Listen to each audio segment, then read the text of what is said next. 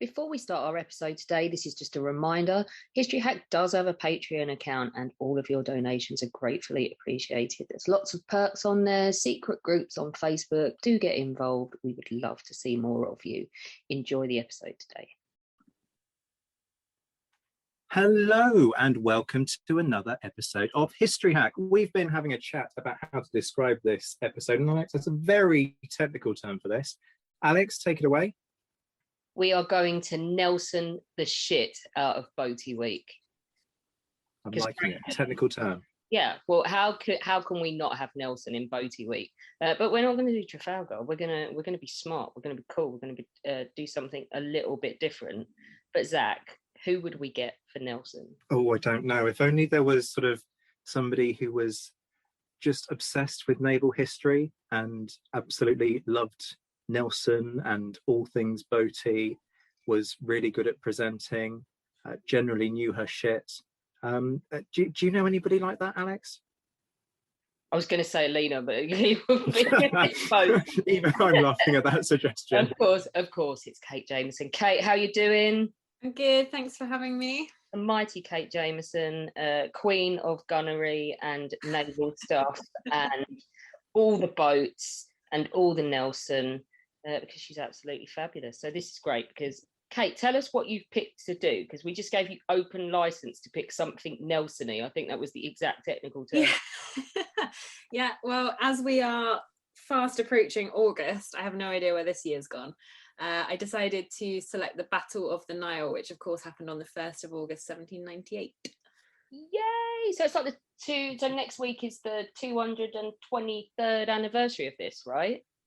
Oh, don't ask me to do maths. I don't. Yes, is the correct answer. It sounds right. I made it sound like I did that off the top of my head, but having failed GCSE maths 3 times, I actually sat and worked it out with a calculator before we came on this call. Yeah, I'm glad somebody knows. Pathetic when it comes to numbers. Zach, should we just start right at the beginning? Shall we? I mean, this is going to be great because everybody knows that the Royal Navy is the second most exciting force that Britain fields during this period, right, Kate? I'm going to be very diplomatic here and maintain silence. You can just say, shut up, Zach. Yeah. Zach's going to love this because we're going to trash Napoleon, is that right? Yeah, there is a little bit of Napoleon trashing. Go on then, start us off. Why the hell do we have the Battle of the Nile in the first place? What's going on? So at this point, obviously, we are in the French Revolutionary Wars. In 1792, war broke out between the French Republic and several other European powers they decided to annoy at the same time. Obviously, it was instigated by the revolution, and actually this part of the French Revolutionary Wars became known as the War of the Second Coalition, which began in 1798 when Napoleon decided he was going to invade Egypt. I'm trying to not bash Napoleon in how I formulate the next question, but I just can't do it. What the bloody hell is he thinking going to Egypt?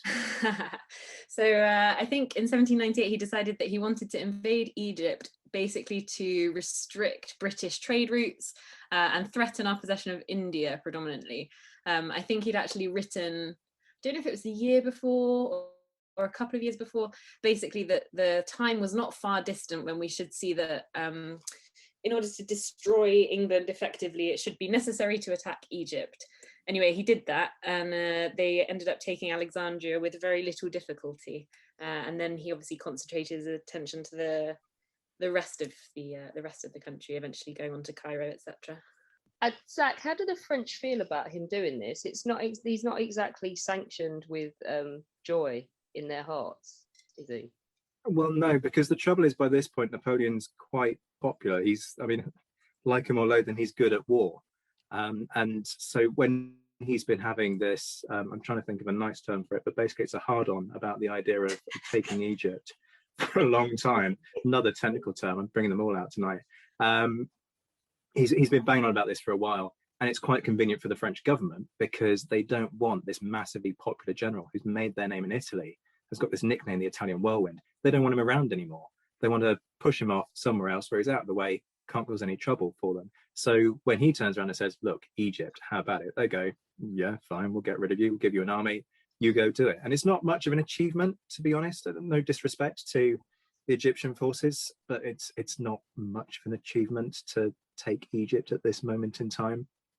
I do think they did have a bit of a rubbish time of it, though. I think with the heat and the flies and everything. I remember reading that one of the French admirals actually at that point in time was suffering from dysentery, so they weren't having the best trip. I found. Don't give him credit, Kate. When I went to Egypt and did like the down the Nile thingy, every site you went to, there was a French person had chiseled their name into Egyptian monuments with the year like 1790 something in them.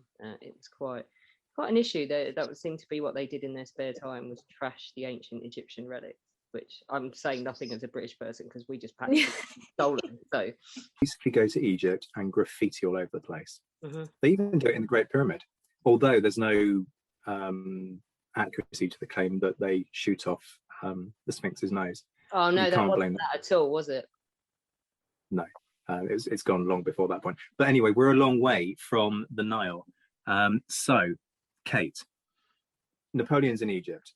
Why is Nelson involved? Egypt's a land-based country predominantly. What the heck happens at the Nile?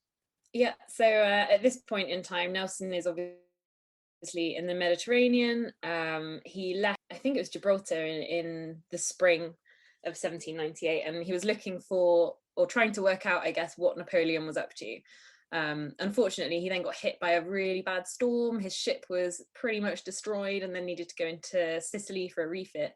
So they didn't actually manage to then sail to Alexandria until June. So they got there and then there was absolutely no sign of the French. They couldn't find them at all. So the next day they left. And this was around I think maybe the 28th, 29th of June, and the French turned up on around the 1st of July. So if he'd hung around a little bit longer, I think the course of this period of history would have been very different. But he went back to sailing around the Mediterranean on his little Napoleon hunt, and he was getting really, really annoyed. I think he even wrote to William Hamilton in a letter that the devil's children have the devil's luck. He was getting a little bit pissed off, I think we would say, to use a technical phrase. But thankfully, Thomas Trowbridge turned up on the 29th of July with a captured French brig, telling him that the French had been spotted off of Crete. So Nelson figured out exactly what was going on and then headed off to Egypt, arriving at Abu Qir Bay on August the 1st, which is where the French had anchored because it was slightly further away. Where's Nelson on his career trajectory now? Which of his ships is he on? And has he got a squadron, or is he just a captain? Is it a small force? So at this point, he is on HMS Vanguard, and he was in charge of a kind of a detached squadron. Okay. Has he met Emma Hamilton by this point? I think he went to, hang on, let me work it out in math. No, well, he went to Naples after the Nile because he was actually hailed as the kind of saviour of Italy.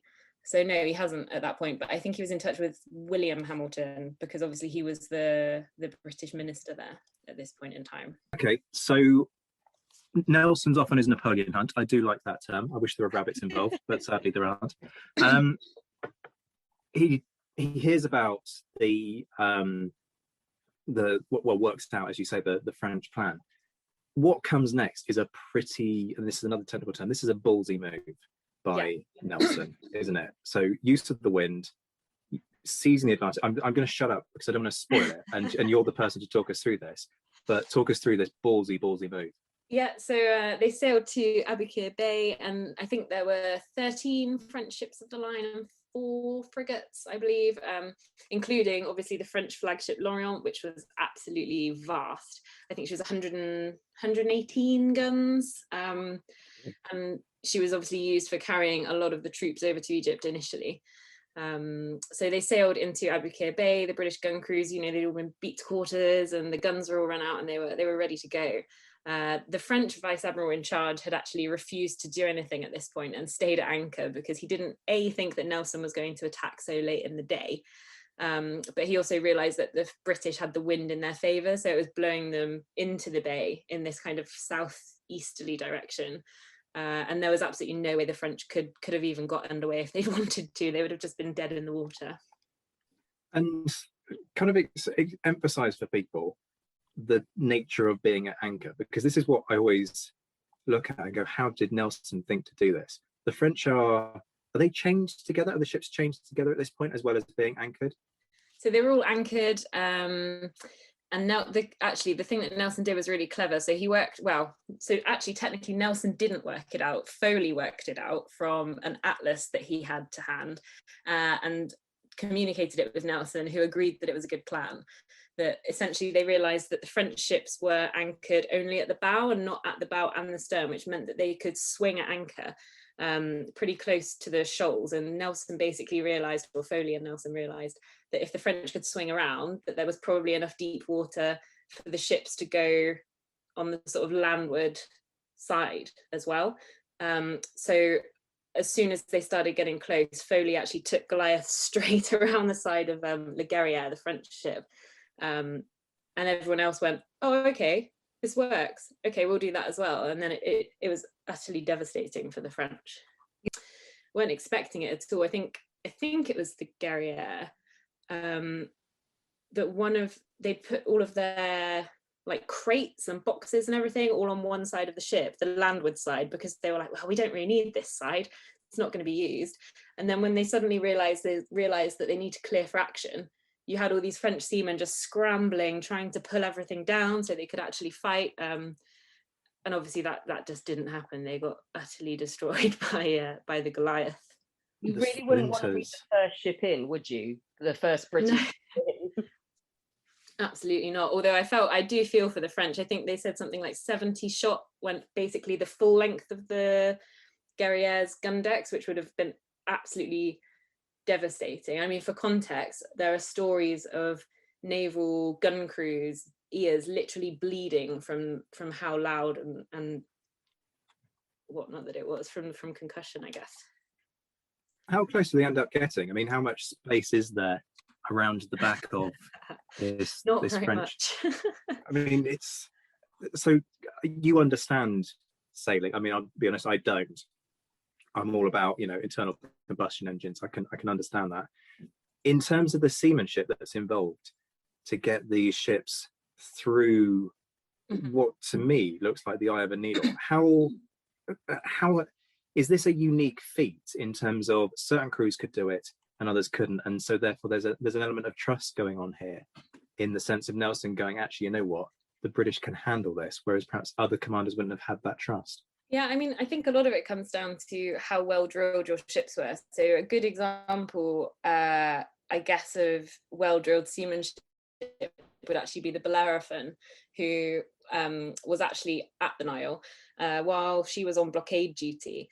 Her crew basically worked out how to get everything put away as quickly as possible and run out as quickly as possible. So at one point they had a kind of race so that they could work out which ships were going to be the fastest in the squadron. And the Bellerophon had gone off and come back and furled away all of her sails before the other ships even rocked up. So I think it's fair to say that the British were far better drilled. And obviously at this point, a lot of the French crews haven't been to sea before. And that was a problem that faced them throughout really the French Revolutionary and Napoleonic Wars. So describe to us what happens after the Goliath unleashes that, right, all down the gun deck. What happens as we move on through the battle? So you've then got, I think it was the Audacious, the Theseus and the Orion followed the Goliath and the Zealous, and then Nelson took vanguard for an attack on the seaward side. So they anchored near Sparta, one of the French ships, and then they had two other British ships go past them, the Minotaur and the Defence, who were going after two of the other French ships. And it was just, everyone was just firing and working down the line and firing and anchoring and working down the line and firing and anchoring. And I think at this point, I remember reading that it was actually all going on within the space of about half a mile or a mile, this area. It's really not a huge area at all. And actually the fact that Nelson and I guess Foley had the realization that, if a ship has room to swing, there's room to anchor. He just used it to his advantage. I mean, that is incredible. So Waterloo is a tiny, tiny battlefield, and it's about 3 miles wide. And everybody bangs on about the level of destruction in such a confined space. Half a mile is nothing. Yeah, absolutely. Trafalgar, what kind of space does Trafalgar take place over? A lot bigger.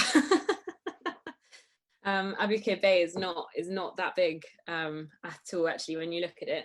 And obviously you've got the shoals as well, which are causing from Trafalgar was far deeper. You didn't have any of those issues whatsoever. Don't a couple of British ships run aground though in the process? Yeah, so actually Thomas Trowbridge ran aground, and I think a couple of the others ran aground or they were dismasted, and were having a bit of a nightmare. Bellerophon was having an absolute mare, so she actually ended up alongside LOreon, and the LOreon was just firing on her. So you've got 74 guns versus 118, which isn't really where you want to be, if I'm honest. I wouldn't want to be there. Ended up being dismasted, and eventually I think one of the, I can't remember what rank he was, but one of the officers sort of used his wits, I guess, and sort of made a kind of a jury rig with what rigging was actually left, attached it to the bowsprit, and managed to kind of drift them away just before the LOreon exploded, because she was already on fire at this point. I was going to say, I mean, that's one of the horrendous episodes of the battle, isn't it? Am I right in thinking that's where we get the story about the boy on the burning deck? Yes, yeah, supposedly. And the LOreon, I believe they think that she caught fire because of the amount of paint and turpentine that was inside from where she was being repainted.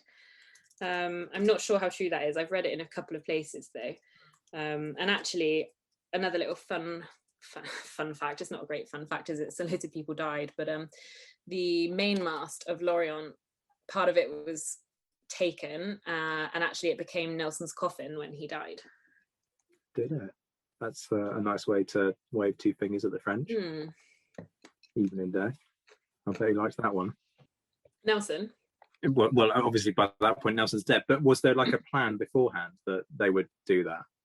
I don't know if there was a plan that it would be the mast of LOreon necessarily, but yeah, they kept it, and it did become Nelson's coffin. I remember someone, I can't remember the name of the guy, someone follows me on Twitter, and I remember him telling me that his relative was either can't remember, the person that built the coffin, or was the first person that tested the size of the coffin or something.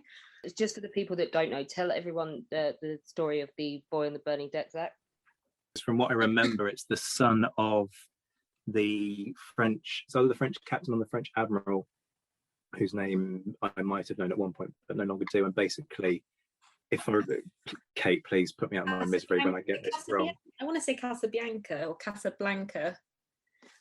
It's either Casabianca or Casablanca, I can't remember, but I believe they said that it was one of the sailors basically stayed at his post and refused to jump over the side because the captain, who was his father, was already dead and couldn't give him permission to jump off and save himself, which is quite sad.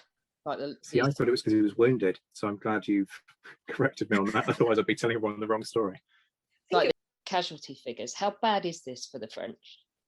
It's not great. So first, well, I mean, not so much a casualty per se, but even Nelson was injured at the Nile. So there's a famous painting of him with a scar across his head, because he had this flap of skin that fell down, and he thought he was actually blinded at one point. He wasn't, but it was just a blow to the head from some shrapnel.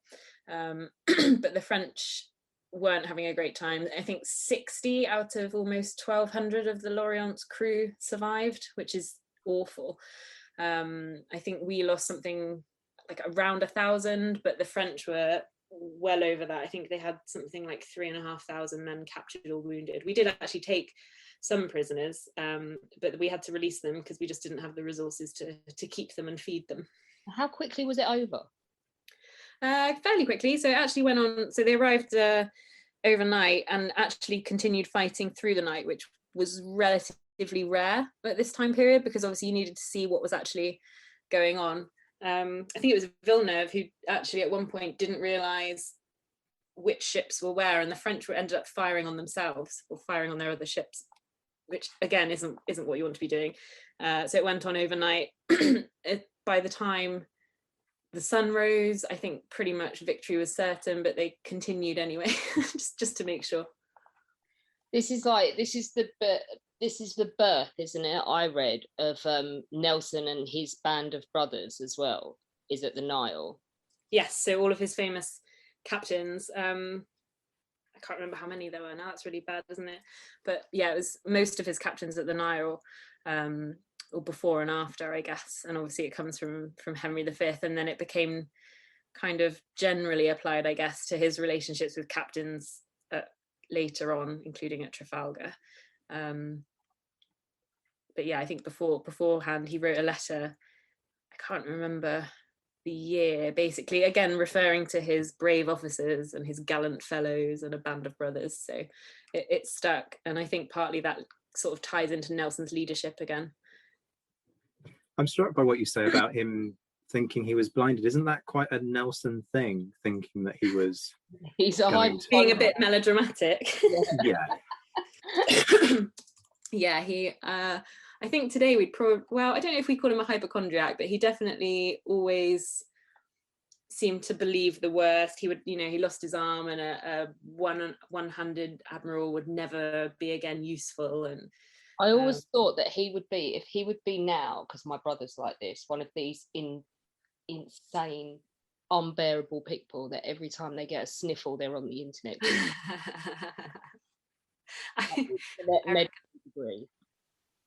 I reckon so. I mean, he had seasickness, to be fair, so I wouldn't enjoy that. I've never been seasick, but I can't imagine that it's an enjoyable experience. But I think in this in the painting, he's got this quite red eye, his head's scarred, he's got most of his eyebrow missing, couldn't draw it back on, I guess, in those days.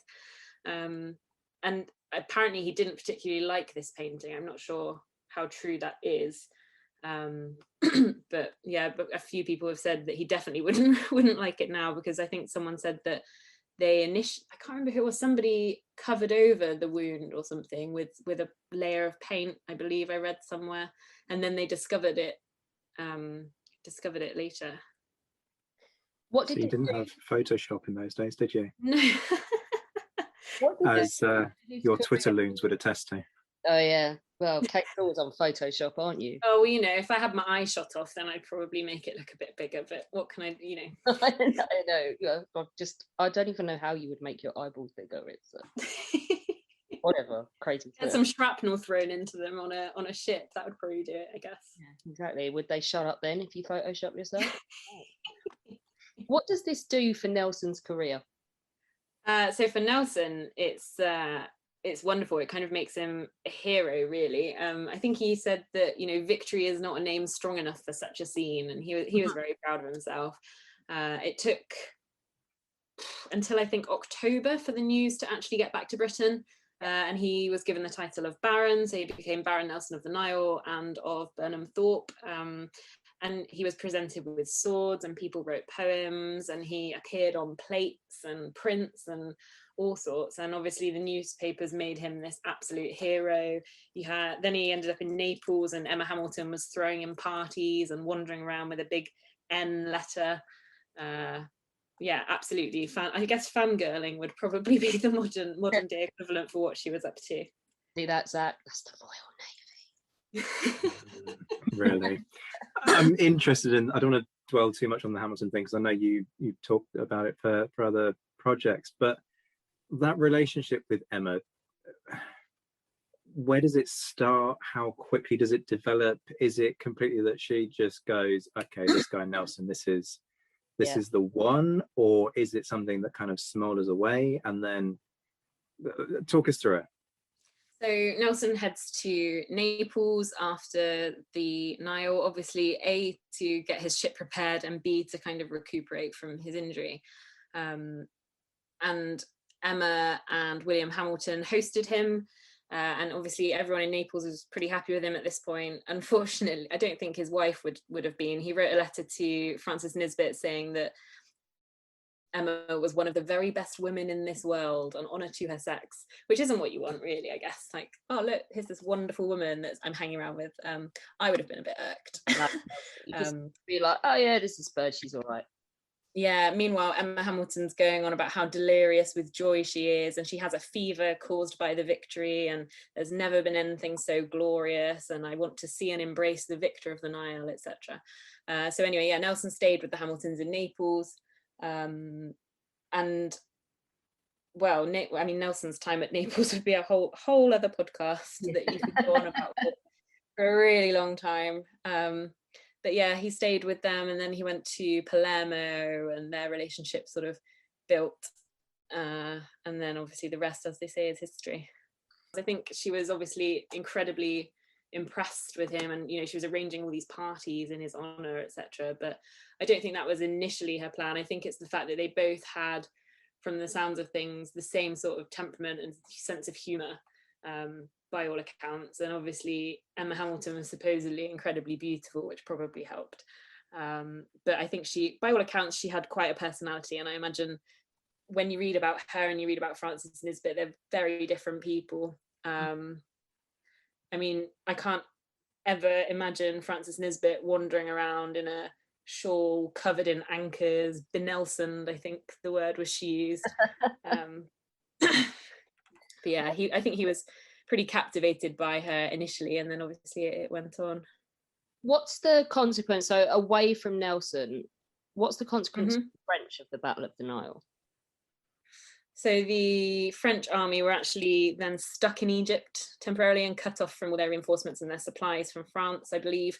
I think Bonaparte actually said that, this is the end of my navy, and I'm going to be fated to perish in Egypt. Obviously, he wasn't, so that didn't happen. But he did admit that they were no longer masters of the sea after this, which I think is interesting, especially when you take into consideration what happened a few years later. I mean, fucked is the technical term I would use to describe Napoleon in Egypt after this point. There's nothing he can do.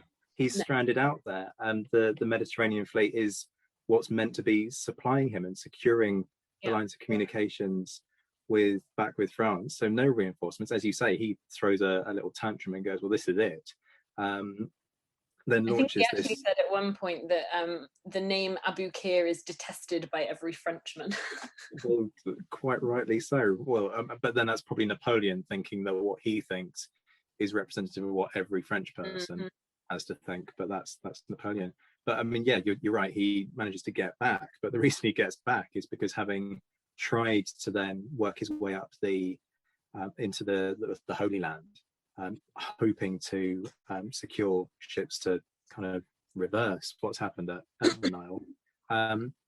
That goes disastrously wrong. And in the end, he goes, well, to hell with this, and runs off back to France and leaves his army to suffer and die in Egypt because, he's such a wonderful and heroic person. Claims that he's going to get reinforcements and come back, but somehow never does, and just sort of quietly makes himself Emperor of France in the process.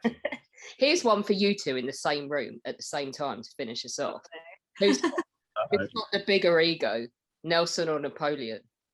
Oh gosh, that's a tricky one. I love Nelson. Nelson researched, didn't he, burial places, and basically ordered the country and said, well, I had a look at Westminster Abbey and it's not for me, because apparently in 600 years time there's some subsidence issues, and I mean, like, I need to be permanent, so I'll take Wolsey's tomb at St Paul's, thanks very much. And they gave it to him. I mean, I never heard of Napoleon writing letters promoting himself to the newspapers, being, hey guys, look what I do. I mean, he may have done. I haven't read that much into it, but Nelson was definitely up to that. Napoleon loved this kind of stuff. Oh, did he? Yeah, absolutely. During his Italian campaign, he's absolutely stoking things. And then this is the difference, of course, that with Napoleon, he lives longer and he becomes Emperor of France, so he controls everything, whether as first consul and then from 1804 as Emperor. And in the process, he's able to shut down the newspapers. So in the end, by the time he's done, there's something like 4 newspapers left in Paris, when there were something like 80 when he started. So what Napoleon thinks becomes the official press. But even before that point, he's writing to the newspapers back home, making sure that his version is the one that gets out before the French government has the chance to put forward the official version. Either way, they're as bad as each other. You wouldn't want to be at a dinner party with both of them, would you? Oh God, no, it'd be insufferable. Imagine if they both had Twitter. They'd be those people that you just mute because you just be like, oh God, they're off again, and they'd start fighting, and everyone would just be really irritated within about 10 minutes. They'd make Trump look benign on Twitter, wouldn't they? They really would. Yeah. Brilliant. Did they ever comment on one another, Kate? Because there's that famous meeting between Wellington and Nelson, and Wellington kind of goes, this guy Nelson, he's a bit of a tool, isn't he? Because famously, Nelson doesn't know who Wellington is at the start, then leaves the room, finds out who Wellington is, comes back and is a completely different person. Yeah, as soon as I love it. I absolutely love it. I mean, I guess they would have known of each other. I'm not sure they would have had some form of respect for each other purely on the basis of what they were up to at the time. Well, according to the internet, which never lies, Nelson was known, Napoleon knew of Nelson and his heroic career, and the closest they ever came to each other was the Battle of the Nile, when they were a few miles apart. Yeah, I knew they hadn't met, but I think Napoleon actually travelled on LOreon to Egypt. I think he was part of the ship's company of LOreon. Well, can you imagine, as you said, how different history would have been if Nelson had caught them and stopped them before they got to Egypt? Yeah. Well, apparently there was beef, because after the Battle of the Nile, Nelson got his hands on a load of Napoleon's correspondence that was bragging about ruling France and wanting to be in charge of France. So yeah, Napoleon wasn't a fan, I think. I think there was, yeah, you're right. If they'd have had Twitter, ouch. Well, you can imagine Napoleon being a sore loser, can't you? And ultimately, think what you will of Nelson, but he was a winner. Absolutely. Egyptian campaign, Napoleon lost, and lost big time. So where's your ride home, Napoleon? And I think with the story, I can't remember the name of the guy. I'm really bad. I can barely remember the names of people that I know in real life. But there was somebody who, I think he served with Nelson at the Nile and Trafalgar, and eventually sort of looked after this monument sort of devoted to Nelson, and he just sat there answering questions about Nelson. But Nelson would have loved it.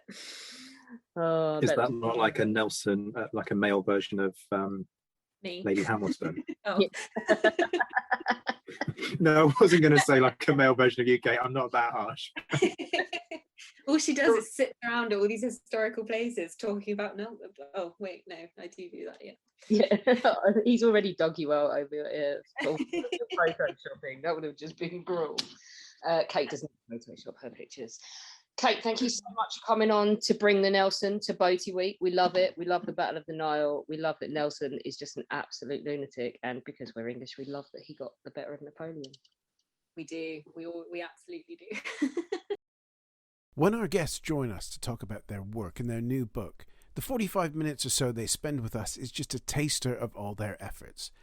So to this end, we have launched our very own bookshop on bookshop.org, where you can find our guests' latest and greatest books. You can support them, and you can support History Hack too. 10% of every sale via our bookshop supports the podcast and allows us to keep at it and bring you more amazing guests. You can find our bookshop at bookshop.org/shop/history hack, or just search on bookshop.org for us under the shops bit. Thank you for your continued support, and here's to your next great